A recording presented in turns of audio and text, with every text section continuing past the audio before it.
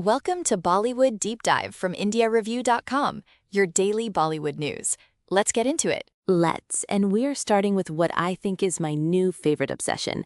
The Traitors is officially coming back for season 2, and they've announced the first 2 contestants. Okay, I am so ready for this. The first season was such a wild ride.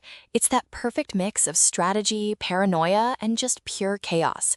Who are they throwing into the castle this time? Get ready. Karan Johar is back as host, of course, but the first 2 names are Malika Sherawat and Munawar Faruqi. Oh, now that is an inspired pairing.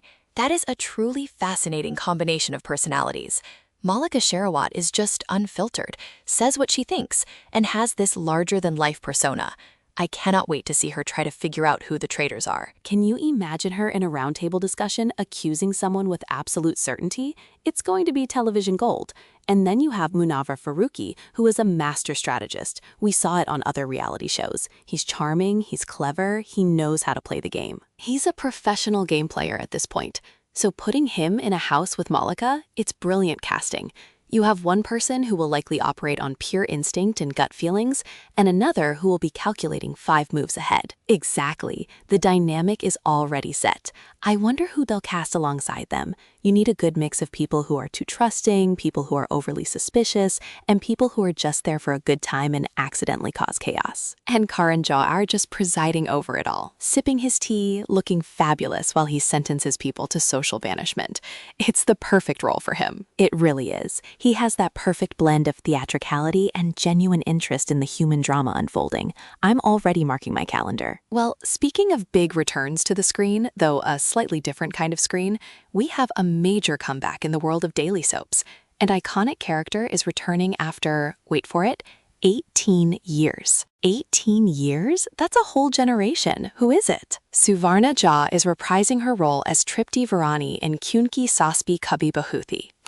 Tripti is back? No way. For people who might not remember, Tripti was one of the most memorable negative characters on that show. She was the absolute queen of stirring up trouble in the Virani household. An absolute legend of the genre. And 18 years later, what could she possibly be up to now? The show has been running for so long, the family tree must be impossibly complex at this point. I can't even imagine. It's like, hello, I'm back. Let me just consult this 20-page document to figure out who is married to whom, who has been reincarnated, and who has had plastic surgery. Exactly. But you know what? It's a testament to the power of that show and that character that after almost 2 decades, her return is still major news. It's a huge dose of nostalgia. It really is. It makes you think about the cultural impact of a show like that. It was appointment television for millions of people for years. Tripti's return is going to be a huge event for longtime fans. I'm genuinely excited to see what they do with her. I hope they let her be just as magnificently troublesome as she was back in the day. Oh, she has to be. You don't bring back Tripti Virani after 18 years to have her become a yoga instructor who has found inner peace. Please, no. We need the drama. We need the chaos. Welcome back, Tripti. We've missed you. We really have. From one kind of iconic character to another, let's head over to San Diego Comic-Con, where Ranbir Kapoor and Yash were promoting Ramayana, and they gave us a moment that was just pure gold. Oh, I saw the pictures. The Pookie Girl Dads moment. It was so charming. It was absolutely adorable. They were at a panel or a fan event, and they had a little coloring contest with Ram and Ravana sketches. Seeing these 2 huge stars who play these epic, mythic characters just sitting there, diligently coloring with markers, it was delightful. And the internet immediately labeling them Pookie Girl Dads is just the cherry on top. It's such a perfect, humanizing moment. In the middle of all the hype and the massive scale of a project like Ramayana, you get this glimpse of them just being regular dads, having a bit of fun. It's also brilliant marketing. It makes them so relatable. It cuts through the noise of a massive promotional tour. Forget the epic trailer. Just show me Ranbir Kapoor trying to stay within the lines. He was very focused. It's also great to see the camaraderie between him and Yash. For a film that will pit their characters against each other in this monumental conflict, seeing them getting along so well and having this playful energy is really nice. It really is. But Comic-Con wasn't all fun and coloring books for Ranbir. He also had to do a bit of rumor control. The perennial question came up again. Doom 4. The Doom 4 question. It's the will they or won't they of Bollywood franchises. It feels like every 6 months a new name is attached to it, and Ranbir's has been in the mix for years. What did he say? He pretty much set the record straight and shut it down. He made it clear that while he appreciates the enthusiasm, there's nothing happening on that front for him.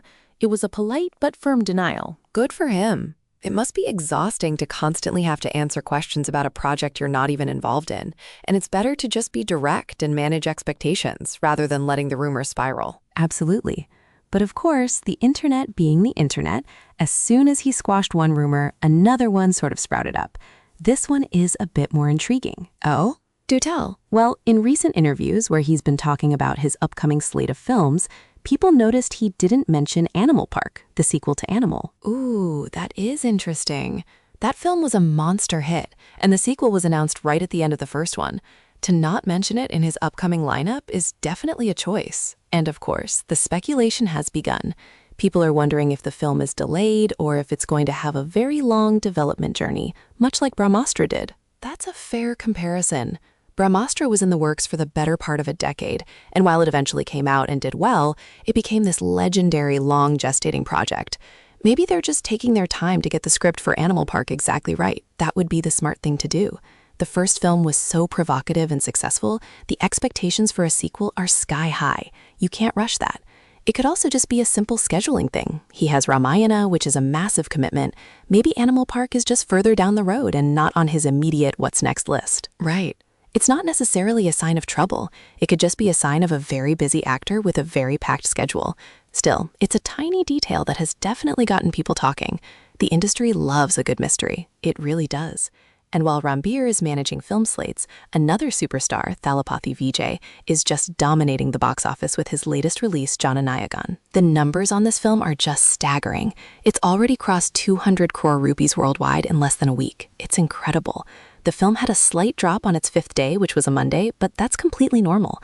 A slight drop for a film like this is still more than what most films make in their entire opening weekend. The India net collection is already at 126 crores. It's just another reminder of the sheer star power Vijay commands. When he has a release, it's not just a film, it's a cultural event, and the box office numbers reflect that passion from his fan base. And it's doing well across the board. But the Tamil version is obviously the main driver of its success. It proves yet again that a strong regional film with a massive star can put up numbers that rival any A-list Bollywood production. The lines are so blurred now, in the best way possible. It's not about different industries anymore. It's just about good, entertaining Indian cinema, and audiences are showing up for it, regardless of the language. And success isn't just being measured at the box office anymore. We have a headline here about Ranveer Singh's Dhurandhar, which is being called the most viewed franchise of Indian cinema on OTT. Okay, that's a huge claim. The most viewed franchise. What does that even mean in the streaming world? Are we talking total hours watched, number of unique accounts, across how many films? That's the tricky part with OTT platforms, isn't it? The metrics can be a bit opaque, but the headline suggests that when you combine the viewership for all the installments of the Dhurandhar series, it has surpassed every other film franchise in the Indian streaming space. That's a massive achievement for Ranveer Singh. It shows that he has successfully built a beloved character and world that people want to return to again and again, even from their living rooms. It's a different kind of blockbuster status. It really is. It's not about the opening weekend anymore. It's about sustained engagement over time. For a franchise to hold that title means it has incredible rewatch value and continues to find a new audience long after its initial release. That's a huge win. And a very smart move in a crowded marketplace. Speaking of smart moves, Pankaj Tripathi's film Oh My Dog has pushed its release date to August 7. That sounds like a very practical decision. The box office is really packed right now, and sometimes the smartest thing you can do is find a clearer window to give your film the best chance to succeed. Exactly. Especially for what sounds like a smaller, more heartfelt film. You don't want to get lost in the noise of 3 or 4 other big releases. Giving it some breathing room in early August seems like a very strategic choice. I agree. I'm always happy to wait for a Pankaj Tripathi film. He's one of those actors whose presence alone makes me interested in a project. Same here. And he's going to be honored at the Indian Film Festival of Melbourne with the Artist of Distinction Award, which is so well-deserved. Oh, that's fantastic news. He is the definition of an artist of distinction. His career journey is just incredible, and he brings so much depth and humanity to every single role. A truly deserving honor. Absolutely. From honors to casting rumors, let's dive into some of the latest buzz. And first up is a rumor that has been officially debunked. Katrina Kaif will not be starring opposite Prabhas in the film Spirit. Okay. That was a pairing that got a lot of people excited. The reports are saying the casting news is completely inaccurate. It's a classic case of industry chatter getting ahead of itself. Her fans are obviously very eager to see her back on screen. Her last theatrical release was Merry Christmas, and she's been on a break since the birth of her son late last year, which is completely understandable. But you know how it is. The moment an actor takes a short break, the speculation about their grand comeback film starts immediately. It's a whole cycle. It is. I'm sure when she's ready to return, she'll choose a project that she's truly passionate about. But for now, Spirit is not it. Well, while that door closes, another one seems to be opening for a different actress in a major franchise. There are strong reports that Yami Gautam is set to star as a lead in Kahani 3. Ooh, now that is exciting. So Joy Ghosh returning to direct, but with a new protagonist. I love this idea. Me too. The first two films, especially the first one with Vidya Balan, were so iconic. Kahani redefined the thriller genre in so many ways. Bringing in a new actor like Yami Gautam is a great way to refresh the franchise while keeping the original creator at the helm. And Yami is a fantastic choice. She has proven time and again in films like A Thursday and Article 370 that she can carry a film on her own. She has this ability to portray both vulnerability and incredible strength, which is perfect for a Kahani protagonist. Totally. You need an actor who can command the screen and keep you guessing, and she has that in spades. I'm really curious to see what kind of story they build around her. This is one piece of casting news I am really hoping is true. Me too. And just a quick update on another big project. Kartik Aaryan's Nagzilla has officially wrapped its shoot. Nagzilla, what a title! It sounds like it's going to be a wild ride. Good for them for wrapping it up. The team seemed to be celebrating with a big cake-cutting ceremony on set. It's always nice to see those wrap photos. Just a moment of celebration after months of hard work. I am very curious to see what a film called Nagzilla actually entails. You and me both. It sounds like pure unadulterated fun. We'll have to keep an eye out for the trailer on that one. Definitely. Now let's shift gears to talk about some industry movers and shakers, and we have to start with Kriti Sanon. There's a fascinating report out about her salary growth over the last 5 years. Yes, I saw this. Apparently her fee has soared by 100% since her role in Mimi. 100%. That is incredible growth. The article points out that while she may not be the highest paid actress right now, this trajectory puts her on a path to be in the same league as stars like Deepika Padukone and Alia Bhatt. And you know what? It feels earned. She has been incredibly strategic with her film choices. Mimi was a huge turning point for her. She took on a challenging, author-backed role and completely delivered.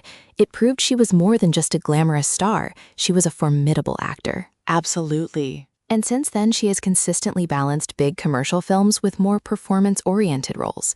She's building her brand, she's building her credibility as an actor, and the industry is clearly recognizing her value and her box office draw. It's a great story about navigating your career and making smart choices that pay off in the long run.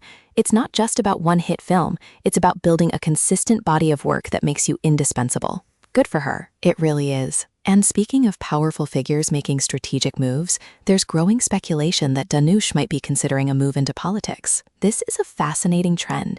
It seems to be following a similar path to what we saw with Thalapathy Vijay. The reports say Dhanush has been increasing his welfare activities through his fan clubs, which is often seen as the first step towards building a political base. Using your star power and your organized fan network to engage in social work can be a very effective way to lay the groundwork for a political career. It makes a lot of sense, especially in Tamil Nadu, where there's a long and storied history of major film stars successfully transitioning into politics. It's a well-trodden path. It is. And Dhanush is not just a huge star. He's also widely respected as a very serious artist. It'll be interesting to see if the speculation turns into a formal announcement down the line. It will. And Dhanush has been in the news for another reason this week. He addressed the backlash that his film Rayan received for winning a national award. Oh right, there was some controversy around that. What was his response? It was actually very candid and quite disarming. He basically said that he understands the criticism and acknowledged that, in his own opinion, many of his other better films probably deserved the award more. Wow, that is a remarkably honest and self-aware thing for an artist to say about their own work, especially in the context of such a prestigious award. I thought so too. It's not defensive, it's not dismissive, it's just honest. It's him saying, I hear you, and frankly, I don't entirely disagree. It's a very classy way to handle that kind of criticism.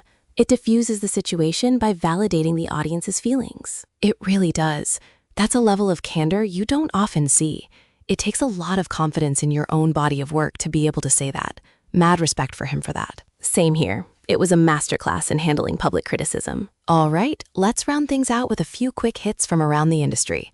First up, a story about misinformation that caught fire online involving Kangana Ranaut. Oh, what happened? A viral post claimed that after the education minister stepped down, Kangana had requested the position for herself. Oh, wow. That is a very specific and very bold claim. I take it that was not true? Not even a little bit. It was completely fabricated, but it spread like wildfire. It's just another reminder to always check the source before you believe what you see on social media. No kidding. The speed at which things like that can travel is genuinely scary. Glad it was debunked. Me too. On a much more positive and wholesome note, we have a lovely story about Shah Rukh Khan's love for cinema history. Oh, I love stories like this. What did he do? At a recent auction of film memorabilia, he purchased some rare Mughal-e-Azam posters for 6.84 lakh rupees, and he apparently picked up 12 or 13 other prized items as well. I love that so much. He is a true custodian of film history. He's not just a part of the industry, he actively works to preserve its legacy. So many of these physical artifacts get lost over time, so for someone like him to invest in saving them is just wonderful. It really is. The report also mentioned that Ranbir Kapoor was bidding on some items too, because his father was connected with the classic film. It's just a beautiful story about honoring the industry's heritage. It is. All right, a couple more quick updates. In personal news, cricketer Arshdeep Singh has made his relationship with model and actor Samreen Kaur official on Instagram. Aw, that's sweet. After a lot of speculation during the cricket season, they posted a picture together calling her my person. It's always nice to see people happy. It is. And finally, a quick get well soon to Ram Charan, who had to undergo wrist surgery after an injury on the set of his film Petty. Oh no, I hope he's okay. The reports say the surgery was successful and he'll be resuming work soon, which is great news. But still, a reminder of how physically demanding these roles can be. Wishing him a very speedy recovery. Absolutely. And that seems to be a perfect place to wrap up our deep dive for today. So much happening as always. Never a dull moment in this industry. Headline se heartbeat stuck. You've been listening to Bollywood Deep Dive from IndiaReview.com. Come back tomorrow. Namaste.